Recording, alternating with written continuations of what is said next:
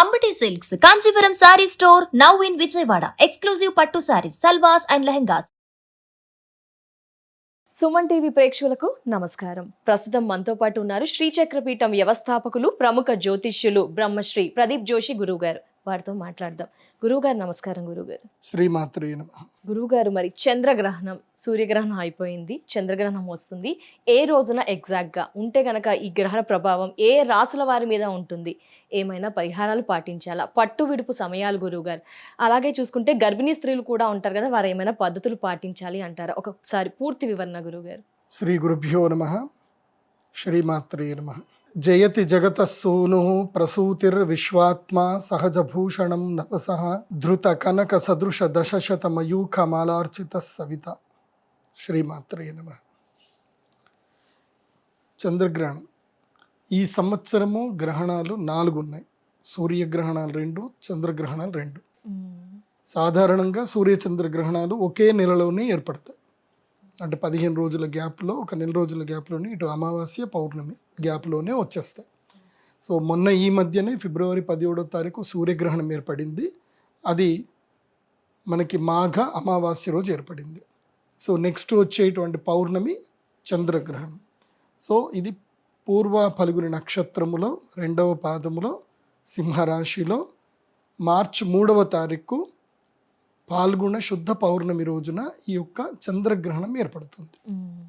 ఇది చాలా అద్భుతమైన చంద్రగ్రహణం. ఇది సింహరాశిలో సంభవిస్తుంది. సింహరాశికి అధిపతి ఎవరు అంటే సూర్యుడు. ఆ సూర్యుడు సప్తమము లోపల శత్రుక్షేత్రంలో తన కొడుకు దగ్గర ఉన్నాడు, శని క్షేత్రంలో ఉన్నాడు. దీనివల్ల మనకి ఇక్కడ తెలుస్తుంది ఏంటంటే కనుక ఈ గ్రహణ ప్రభావం వల్ల పరాభవనామ సంవత్సరం ముందు జరుగుతున్నటువంటి గ్రహణము, అది కూడా పూర్వ ఫల్గుని నక్షత్రం. పూర్వ ఫల్గు నక్షత్రానికి అధిదేవత ఎవరు అంటే భగ, అంటే సూర్యుడు. సూర్యుడి యొక్క ఒకానొక పేరు భగుడు అని పేరు. ఆ సూర్యుడి యొక్క నక్షత్రములో ఈ గ్రహణం ఏర్పడుతుంది కాబట్టి ఆ భగుడు ఎవరు అంటే ఆ సూర్యుడు ఐశ్వర్య ప్రదాత. మీరు ఎవరినైనా చూడండి, పూర్వ ఫల్గుని నక్షత్రంలో శుక్ర మహాదశలో ఎవరు పుడతారో వాళ్ళు పుట్టగానే వాళ్ళ ఇంట్లో అదృష్టం వచ్చేస్తుంది, వాళ్ళు లక్ వచ్చేస్తారు. మేము కూడా చెప్తా ఉంటాం, జ్యోతిష్యులను చెప్తా ఉంటాం, పూర్వ ఫల్గుని నక్షత్రంలో శుక్ర మహాదశలో అమ్మాయి పుడితే కళ్ళు మూసుకొని పెళ్లి చేసుకోండి, ఏం ఆలోచించకండి, ఆ అమ్మాయి మీ ఇంట్లోకి వచ్చేస్తే మీకు కనకవర్షం, ఇంకా డౌట్ లేదు అని చెప్పి. అట్లాగే ఒకే కూతురు ఉందనుకోండి, పూర్వ ఫల్గుని నక్షత్రంలో పుడితే వాళ్ళని కన్యాదానము చేసినా కానీ అల్లుడిని ఇల్లరికం తెచ్చుకోండి తప్ప ఇవ్వకండి అని చెప్తాం. కొడుకుంటే కూతుర్ని కన్యాదానం చేయండి, కొడుకు లేకపోతే మాత్రం అల్లుడిని ఇల్లరికం తెచ్చుకోండి అని చెప్తాం. అంత పవర్ఫుల్ నక్షత్రము పూర్వ ఫల్గుని నక్షత్రం. ఐశ్వర్య నక్షత్రం అంటారు, అది సౌభాగ్య నక్షత్రం. అలాంటి నక్షత్రములో గ్రహణం ఏర్పడుతుంది అని అంటే ఇది ఒక అవకాశంగా ఉంటుంది, కొంతమందికి నష్టము కలిగిస్తుంది. రెండు అంటే ఎవరెవరైతే గనక బంగారం ఎక్కువ రేట్లో కొనుక్కున్నారో, వెండి ఎక్కువ రేట్లో కొనుక్కున్నారో వాళ్ళు ఒక 6 నెలలు, ఒక 3 నెలలు వెయిట్ చేయాల్సి వస్తుంది మళ్ళీ ఆ ధర రావడానికి. సో ఈ గ్రహణం రాగానే ఏంటంటే స్టాక్ మార్కెట్లు పడిపోవడము, అదేవిధంగా పెద్ద పెద్ద రాజకీయ నాయకులు ఎవరైతే దేశాధ్యక్షులు ఎవరైతే ఉంటారో అస్థిరత్వంగా మాట్లాడడము, వాళ్ళకి మనసుకు నచ్చినట్టుగా ఏది దొరుకుతుంది మాట్లాడడము, దానివల్ల స్టాక్ మార్కెట్లు వాలిటాలిటీకి ఎక్కువ గురి అవ్వడము, డబ్బులు ఆవిరైపోవడము, అసలు ఎక్స్పెక్ట్ చేయని స్టాక్స్ కూడా, ఏదైతే స్టాక్ ఇది పెరుగుతుంది అనుకున్న స్టాక్ కూడా సడన్గా పడిపోవడము, ఇలాంటివన్నీ కూడా దారుణంగా జరుగుతాయి. సో మనం ఫిబ్రవరి 17వ తారీఖు జరిగే సూర్యగ్రహణంకి 15 రోజుల ముందే మనకి ఏం జరిగింది, జనవరి 30వ తారీఖు స్టాక్ మార్కెట్ భయంకరంగా కుదేలైపోయింది. ఆ రోజు అన్ని మెటల్స్, స్టాక్, బ్యాంక్ నిఫ్టీ, అన్నీ ప్రతి ఒక్కటి, ఇది అని కాదు అన్నీ కొత్త కుదేలై. అంటే 2008లో జరిగినటువంటి స్టాక్ మార్కెట్ ఏదైతే కుదేలైందో అది ఇప్పుడు జరిగింది. అట్లాగే భవిష్యత్తులో కూడా ఈ గ్రహణ ప్రభావం చేత కూడా మన భారతదేశంలో కానీ ప్రపంచవ్యాప్తంగా కానీ అన్నిట్లలో కూడా ఆర్థిక సంక్షోభాలు వచ్చేటువంటి అవకాశాలు ఉంటాయి. ఆర్థిక సంక్షోభాలు పక్కా వస్తాయి. దీనివల్ల సామాన్య వ్యక్తులకి ఏం కాదు, బడాబాబులకి కష్టం. ఎవరైతే కనుక ఇప్పటిదాకా బాగా సంపాదించుకున్నారో, ఒక ఉన్నత స్థాయికి ఎదిగారో వాళ్ళు కుదేలైపోతారు. అదే పరాభవం. పరాభవం అంటే సామాన్యుడికి ఏం కాదు, ఎవరైతే బాగా సంపాదించుకున్నారో, ఎవరైతే బాగా ఉన్నత స్థాయికి ఎదిగారో, సో ఎవరైతే విజయాలు సాధించారో వాళ్ళకి పరాభవం వచ్చేటువంటి అవకాశం ఉంటుంది. అంటే ముఖ్యంగా ఈ పోటీ ప్రపంచంలో ఉండేటువంటి వాళ్ళకి ఏంటంటే పరాభవాలు ఎక్కువ ఉండే అవకాశం ఉంటుంది. ఎవరైతే ఇప్పటిదాకా ఓడిపోయారో వాళ్ళు గెలిచే అవకాశం ఉంటుంది. సో తారుమారయ్యే అవకాశం ఉంటుంది ఈ యొక్క చంద్రగ్రహణ ప్రభావం చేత. అందుకే పూర్వ ఫల్గుణ నక్షత్రంలో భాగ్య నక్షత్రం జరిగింది కాబట్టి భాగ్య నష్టం ఎక్కువగా జరుగుతుంది. సస్యములు నష్టమవుతాయి, అకాల వర్షాలు పడతాయి. సో మళ్ళీ మామిడి ఏవైతే మామిడి రైతులకు మళ్ళీ కన్నీళ్ళే మిగులుతాయి. సో మామిడి పళ్ళ రైతులు జాగ్రత్తగా ఉండండి. ఇప్పటికైనా ప్రీవియస్గానే ఏదైనా మీ యొక్క మామిడి చిగురుకో దానికో ఏదో కవర్లు కట్టడమో ఏదో ఒకటి ఇప్పుడే చేసి పెట్టుకోండి. భయంకరమైన ఈదురుగాలులు వస్తాయి, మామిడి పూత పోతుంది, అలాగే మామిడి కాయలు కూడా నీళ్ళు రాలిపోయే అవకాశాలు అయితే ఉంటాయి. సో అది కాకుండా ఇంకోటి ఏంటంటే కూరగాయలు కూడా సస్యములు నష్టపోతాయి కాబట్టి కూరగాయల ధరలు భయంకరంగా పెరుగుతాయి. సో కామన్ మ్యాన్కి కష్టమవుతుంది కానీ రైతులకు మాత్రం లాభమే కలిగే అవకాశాలు ఉంటాయి. కానీ ఎక్కడ చూసినా ట్రేడరే లాభపడతాడులేండి. రైతుకి లాభం రాదు, కొనేవాడికి లాభం రాదు, మధ్యలో ట్రేడర్ మాత్రమే సంపాదించుకుంటారు. అది లోకవృత్తి అది. కాకపోతే రైతులు కొంచెం జాగ్రత్తగా మీరు గట్టిగా ఉంటే మీరు అమ్మకపోతే వాడెందుకు కొనుక్కుంటాడు. మీరు గట్టిగా బిగుసుకొని కూర్చోండి. ఎందుకోసమంటే ఈసారి కూరగాయలకు ధరలు ఎక్కువగా పెరుగుతాయి. మీరు రాబోయేటువంటి జూలైలో టమాటాకు ధర ఎక్కువగా పెరుగుతుంది. ఈ చంద్రగ్రహణం ప్రభావం చేత సస్యముల మీద ప్రభావం ఎక్కువగా పడుతుంది. ఎన్ని రోజుల వరకు ఉంటుంది గురువుగారు ఈ ప్రభావము? మళ్ళీ చంద్రగ్రహణం వచ్చేంత వరకు ఒక మారుగా ఉంటుంది. అంటే ఇది సంవత్సరానికి మొదల్లో జరుగుతుంది కాబట్టి దీనివల్ల ఏంటంటే పువ్వులకి, పళ్ళకి, కూరగాయల మీద ఎక్కువగా నష్టం జరిగే అవకాశం ఉంటుంది. అంటే పంటలు ఎక్కువగా పండవు. గ్రహణం ఏదైతే ఉందో ఇది సింహరాశిలో సంభవిస్తుంది కాబట్టి సింహరాశి వాళ్ళకి ఇది అనర్థకం అవుతుంది, మంచిది కాదు. అలాగే ఎవరైతే రాజకీయ నాయకులు ఉంటారో వాళ్ళకి ప్రజల నుంచి ఎక్కువగా వైరుధ్యం ఏర్పడుతుంది, ప్రజల ద్వారా వైరుధ్యం ఏర్పడుతుంది. ఆ వైరుధ్యంతో రాజకీయ నాయకులకు కొంతమంది సీఎంలు కూడా మారుతారు, కొన్ని ప్లేస్లలో సీఎంలు మారుతారు. అట్లాగే మన భారతదేశానికి సంబంధించి బెంగాల్లో రాష్ట్రపతి పాలన కూడా వచ్చే అవకాశం ఉంటుంది. అక్కడ అల్లకల్లోలు ఎక్కువగా పెరుగుతాయి. సో రాబోయేటువంటి 2 నెలల కాలంలో ఆల్మోస్ట్ మే, జూన్ వరకు సో భారతదేశంలో కొంచెము అలజడులు ఎక్కువగా ఉంటాయి. కొన్ని పేలుళ్ళు కానీ, తీవ్రవాదుల చర్యలు కానీ ఇవి ఉండేటువంటి అవకాశాలు ఎక్కువగా ఉంటుంది. ముఖ్యంగా ఆహారం కలుషితం అవుతుంది. అది ఇప్పుడే మనం చూస్తున్నాం. ఇప్పుడు రాజమండ్రిలో జరిగిన ఇష్యూ, ఇప్పుడు అసెంబ్లీలోనే అదే జరుగుతుంది. కల్తీ పాలు వచ్చాయి, దాంట్లో చాలా మందికి డయాలసిస్ అవుతుంది, 4 చనిపోయారని తెలుస్తుంది. నేను ఇది ఆల్రెడీ చెప్పాను, కల్తీ అవుతుంది, మంచినీరు కల్తీ అవుతుంది, ఆహార పదార్థాలు కల్తీ అవుతాయని చెప్పి. చంద్రుడు జలకారకుడు, సో జలముల పైన ప్రభావం ఉంటుంది. సో పూర్వ ఫల్గుణ నక్షత్రం ఏంటంటే వర్ష నక్షత్రం. ఎప్పుడైతే సూర్యుడు పూర్వ ఫల్గుణ నక్షత్రంలో అడుగు పెడతాడో, పూర్వ ఫల్గుణ నక్షత్రంలో ఉత్తర ఫల్గుణ నక్షత్రంలో కలిపి మొత్తం 20 రోజులు ఉంటాడు. ఆ 20 రోజుల పాటు బ్రహ్మాండంగా వర్షం పడుతుంది. ప్రతి సంవత్సరం మీరు చూసుకోండి, సింహరాశిలో సూర్యుడు ఎంటర్ అవ్వగానే పూర్వ ఫల్గుని, ఉత్తర ఫల్గుని, హస్త, చిత్త ఈ 4 నక్షత్రంలో ఉన్నంతసేపు మంచి వర్షాలు పడతాయి. సో ఇప్పుడు నేను ఎందుకు చెప్తున్నానంటే ఆ పూర్వాపర నక్షత్రంలోనే గ్రహణం సంభవిస్తుంది కాబట్టి ఈ సంవత్సరము జలప్రళయాలు ఉంటాయి. జలము వల్ల క్షోభం కలుగుతుంది, నీటి వల్ల క్షోభం కలుగుతుంది. నీరు దొరకాల్సిన చోట దొరకదు. ఎక్కడైతే వద్దు అనుకుంటామో అక్కడ నీరు ఎక్కువగా అయిపోయి జల సమాధులు అయ్యే అవకాశం ఉంటుంది.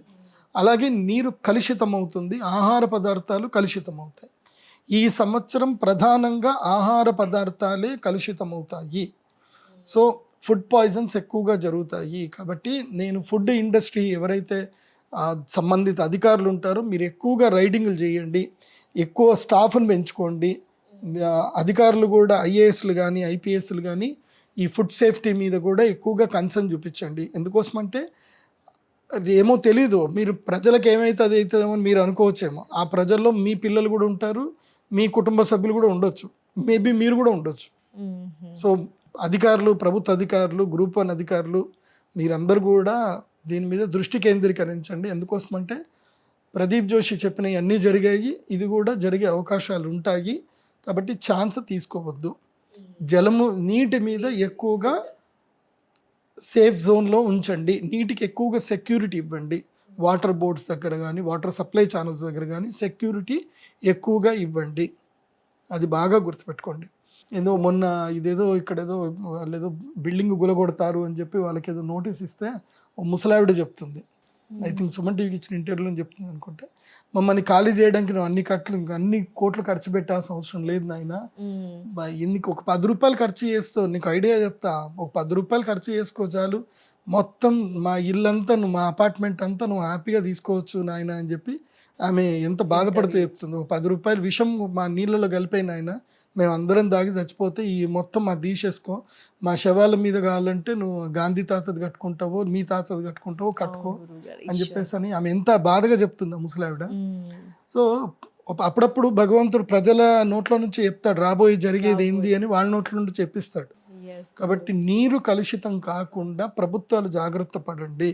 అది ఇక దాని గురించి ఇంకా ఎక్కువ చెప్పను కాబట్టి పెద్ద పెద్ద ఆఫీసర్లకు అది అర్థమవుతుంది కాబట్టి అది చూడండి. ప్రజలు ఆహారం పట్ల అప్రమత్తంగా ఉండండి. ఎక్కడ పడితే అక్కడ భోజనాలు చేయకండి. ఈ సంవత్సరము వచ్చేటువంటి 3 నెలల కాలం పాటు ఆహార భద్రత చాలా ముఖ్యం, అదొకటి చూడండి. ఇంకా ఏమైనా ప్రజలు జాగ్రత్త పడాలి అంటారా? ఆ రోజు ఏమైనా ప్రిడిక్షన్స్ అలాంటివి? ముఖ్యంగా గర్భిణీ స్త్రీలు జాగ్రత్త పడాలి. ఈ గ్రహణాన్ని ఏమంటారు అంటే ముచ్చమాస్తమానయ చంద్రగ్రహణం, కేతుగ్రస్త చంద్రగ్రహణం. ఇది మనకి పార్షియల్గానే కనిపిస్తుంది, చంద్రగ్రహణం అంత పెద్దగా ఏం కనబడదు. ఇది స్టార్ట్ అవ్వడము ఏంటంటే మార్చి 3వ తారీఖు రోజున మధ్యాహ్నము 3 గంటలు ఆ టైంలో స్టార్ట్ అవుతుంది. ఎండ్ అవ్వడం అయితే 7:30 వరకు ఎండ్ అవుతుంది.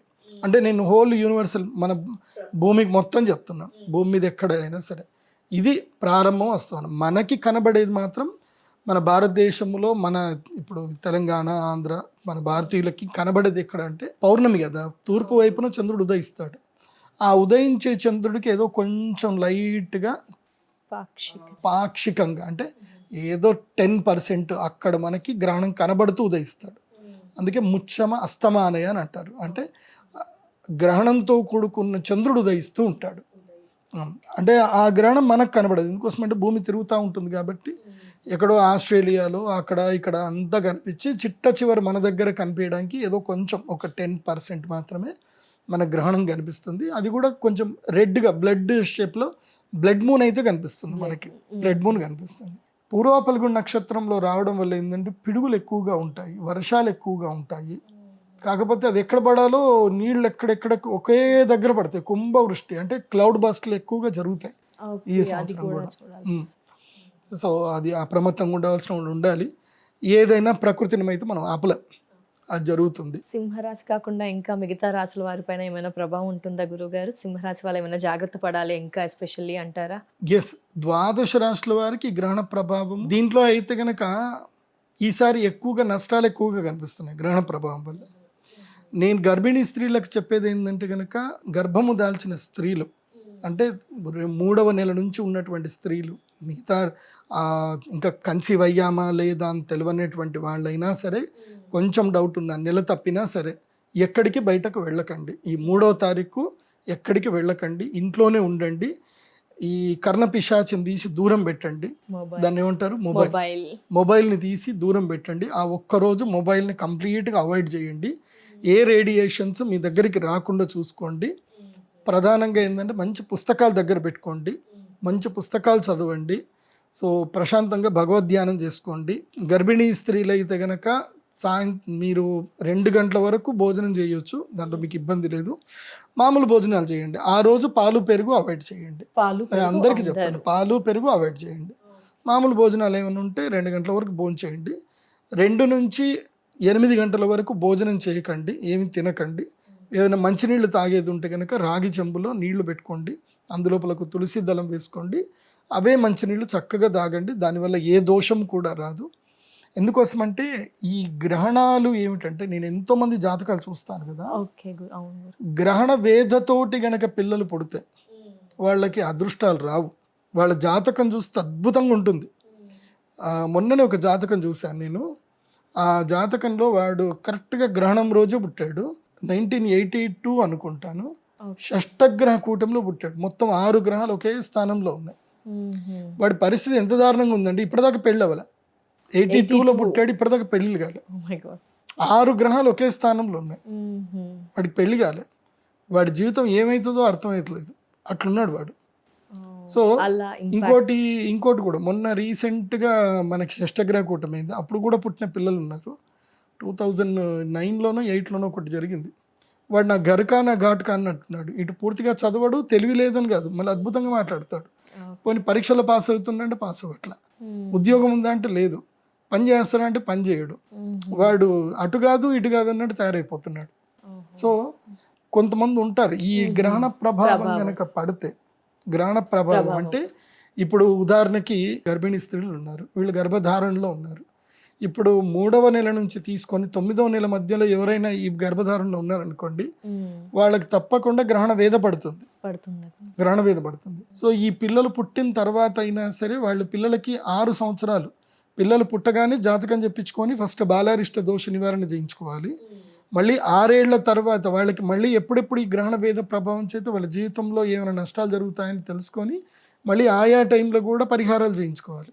చేయించుకోలేదనుకోండి ఆ గ్రహణ వేద కంటిన్యూ అవుతుంది, మనకి తెలియదు. కానీ ఈ మీరు ఉదాహరణకు చూడండి, గ్రహణ సమయానికి మీరు మామూలుగా నేచర్ దగ్గరికి వెళ్ళండి, సముద్రం దగ్గరికి వెళ్ళండి, ఎక్కడికైనా వెళ్ళండి, నేచర్ ప్రశాంతంగా ఉంటుంది. గ్రహణం జరిగేటప్పుడు గాలి కూడా ఎక్కువగా వీచదు, చాలా కామ్గా ఉంటుంది. మొన్న మేము సూర్యగ్రహణం యాగం చేసినప్పుడు చూడాలి, ఒక పక్షి ఎగురుతున్నది కనిపించట్లేదు, మొత్తం నేచర్ అంతా ప్రశాంతంగా ఉంది 17వ తారీఖు.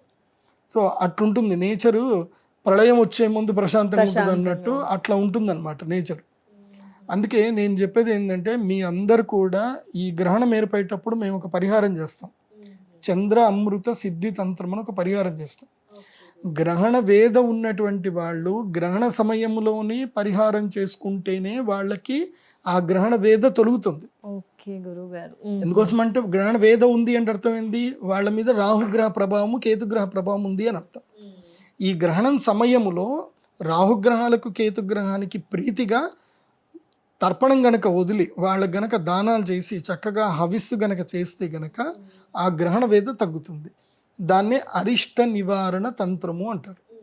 సో అరిష్ట నివారణ తంత్రము జరగాలి, అమృత సిద్ధి కూడా కలగాలి, రెండూ జరగాలి. ఆ రెండు జరగాలంటే గ్రహణం సమయంలో హవిస్సు నివేదన చేయాలి, పూజ ఉంటుంది, ఆ పూజలో అటెండ్ అవ్వాలి, అమ్మవారి ప్రసాదం ఉంటుంది, తేనె ప్రసాదం తీసుకోవాలి. ఇంకోటి కూడా తెలుసా, మొన్న మిరాకిల్ జరిగాయి నా ఆశ్రమంలోనే. నేనే నమ్మట్లే అసలు, నేను నమ్మను మిరాకిల్ జరుగుతాయి, నేను నమ్మను, కానీ నాకే ఆశ్చర్యం అనిపిస్తుంది మంచి మిరాకిల్ జరుగుతాయి. అంటే కొంతమంది మూగ పిల్లలు, కొంతమంది మాటలు సరిగా రాని పిల్లలకు మాటలు వచ్చేసాయి. They are now little bit they start talking అనమాట. బాగుంది. ఇప్పుడు ఆటిజం ఉన్న పిల్లలకు కొంతమందికి క్యూర్ అయింది, వాళ్ళకి అమ్మవారి బ్లెస్సింగ్స్ వచ్చాయి, వాళ్ళకి కొంచెం క్యూర్ అయింది. అట్లాగే ఒక పిల్లవాడికి ఇంకా ఆపరేషన్ చేస్తే కానీ వాడు బతకడు అన్న పిల్లవాడు కూడా వాడు చక్కగా బతికాడు, మంచిగా ఇప్పుడు హాయిగా తిరుగుతున్నాడు. వాడు చనిపోతాడు అనుకున్న పిల్లాడు బతికి తిరుగుతున్నాడు కూడా. ఏం చేశారు గురుగారు, ఈ పరిహారం ఏమైనా పాటించారా? ఏం లేదండి, గ్రహణ సమయము చాలా పవర్ఫుల్ టైం. ఆ టైంలో మేము అమ్మవారికి ఒక దివ్య మంత్రం చదువుతూ తేనెతో అభిషేకం చేస్తాం.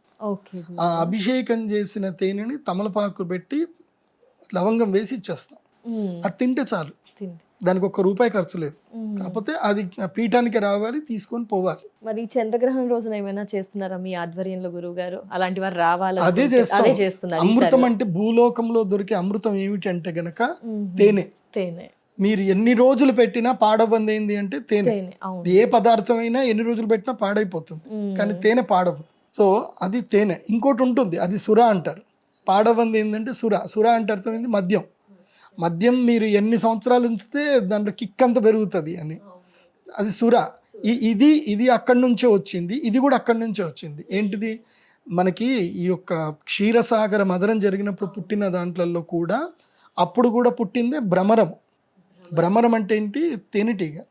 మీరు ఒక్కసారి ఊహించుకోండి, ప్రపంచంలో తేనెటీగ లేదు అంటే మనం ఎవరు ఉండవు, మనకు తిండి దొరకదు. బికాస్ పరాపరాగ సంపర్కం జరగలేదు. తేనెటీగల వల్ల వృక్షానికి సంబంధించిన సంపర్కం జరగలేదు. పరపరాగ సంపర్కం జరగకపోతే నీకు చెట్లు ఎట్లా ఇదవుతాయి? సో అవే కదా మెయిన్గా. అందుకే మనము భ్రమరాంబ మల్లికార్జున స్వామి అని అంటాం మనం. సో భ్రమరాంబాదేవి లేకపోతే మనం లేము. ఆ భ్రమరము, తేనెటీగలు, తుమ్మెదలు, ఈ జాతి లేకపోతే మనం లేము, మనకు తిండి దొరకదు. సో అప్పుడు కల్పవృక్షము పుట్టింది, కల్పవృక్షంతో పాటు భ్రమరము పుట్టింది. ఎందుకోసం అంటే వృక్షాలు వికసించాలంటే ఏం కావాలి? భ్రమరం కావాలి. కాబట్టి తేనెటీగ చేసేది ఏంది? అమృతం ఏంటంటే తేనె.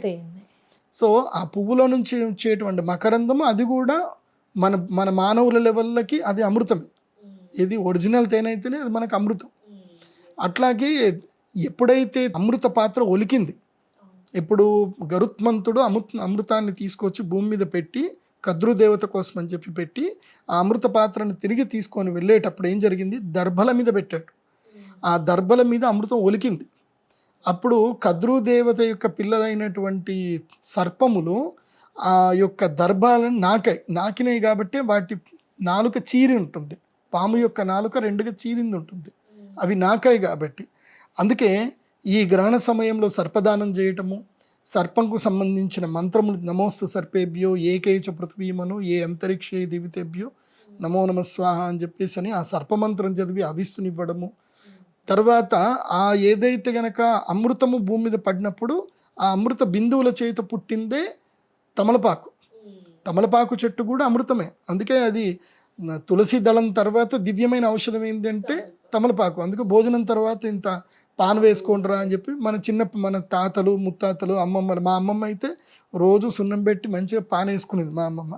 She lived up to 90 years వరకు బతికింది మా అమ్మమ్మ.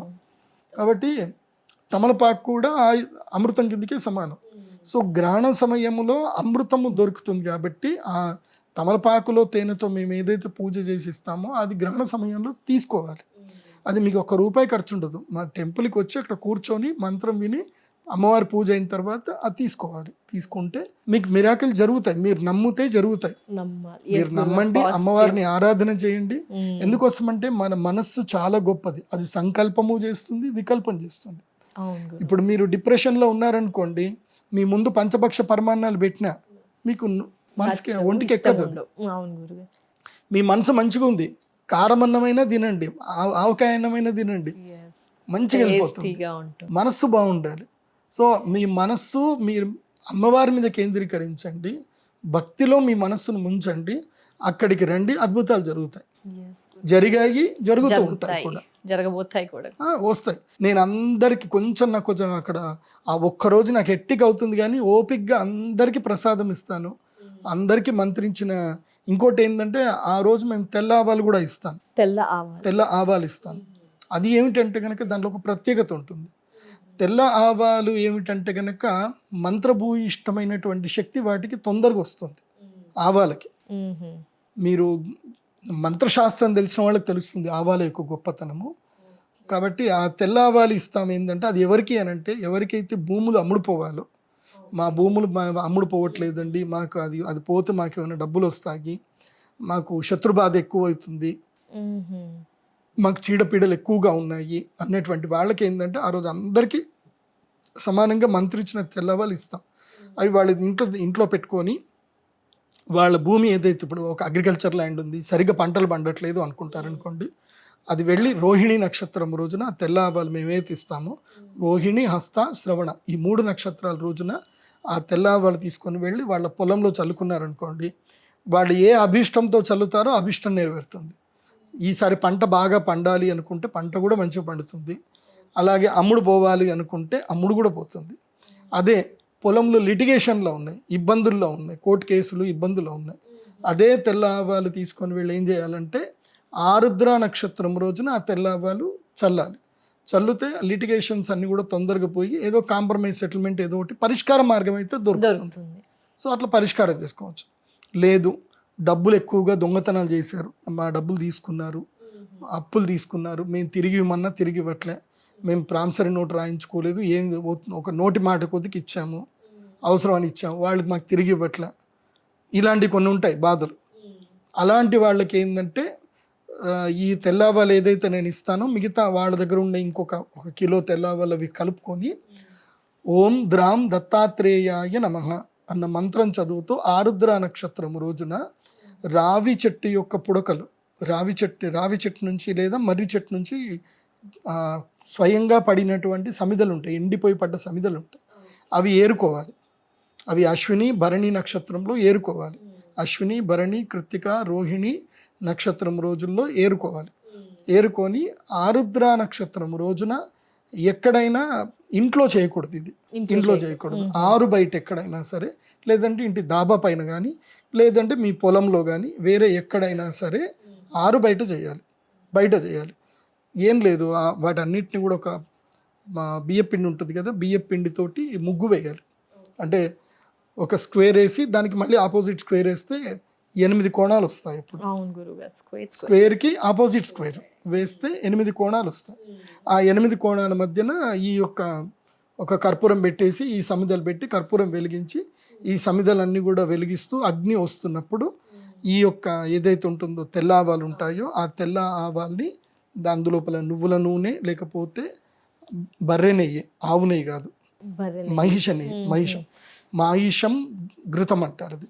సో బర్రె నెయ్యి కొంచెం వేసి, లేదంటే మీకు అంత మీరు బడ్జెట్ లేకపోతే నువ్వుల నూనె వేసి, మీకు ఒకవేళ నిజంగా దుఃఖం వస్తుంది, ఏడుపు వస్తుంది, వాళ్ళు మిమ్మల్ని అంత బాధ పెట్టారు, మీ కన్నీళ్ళు వచ్చేంత బాధ పెడితే మీ కన్నీళ్ళు కూడా దాంట్లో వేయండి. ఓకే గురువు గారు, అది అది అది రియల్ ఆజ్యం, అది దానికి ఉన్న పవర్ వేరే. అది వేసి దత్తమంత్రం చెప్పండి. ఎందుకోసమంటే కలియుగములో సమస్త ఈ భూలోకంలో ఉండే సమస్త పిశాచ గణాలన్నింటినీ కూడా కంట్రోల్ చేసేది దత్తాత్రేయ స్వామి. కాబట్టి దత్తమంత్రం చదవండి. ఆయన శిష్యుడే కార్తవీర్యార్జునుడు. సో కార్తవీర్యార్జునుడిని మనసులో స్మరించుకుంటూ ఓం నమో భగవతే కార్తవీర్యార్జునాయ, ఓం నమో భగవతే కార్తవీర్యార్జునాయ, అది హూం ఫట్ స్వాహ అంటారు, అది మీకు మంత్రం రాకపోతే అనకండి. ఓం నమో భగవతే కార్తవీర్యార్జునాయ హూం ఫట్ స్వాహ అనుకుంటూ 108 సార్లు ఈ యొక్క తెల్లాదాలు వేయాలి. మళ్ళీ ఇంకో 108 సార్లు ఓం ద్రాం దత్తాత్రేయాయ నమస్వాహ అనుకుంటూ 108 సార్లు వేయండి. ఆ తర్వాత చూడండి, మీ పని మీకు అవుతుంది. దీంట్లో ₹1 ఖర్చు లేదు, ఏ పంతులకి ఏం పిలవాల్సిన అవసరం లేదు, మీకు మీరే చేసుకోవచ్చు. కాకపోతే ఆ హోమం చేసేటప్పుడు స్క్వాట్ కూర్చోవాలి. అంటే నీ 2 అరికాళ్ళు మాత్రమే భూమికి అంటాలి, నీ పృష్ఠము ఏది నీ భూమికి అంటకూడదు. స్క్వాట్ కూర్చొని చెయ్యాలి.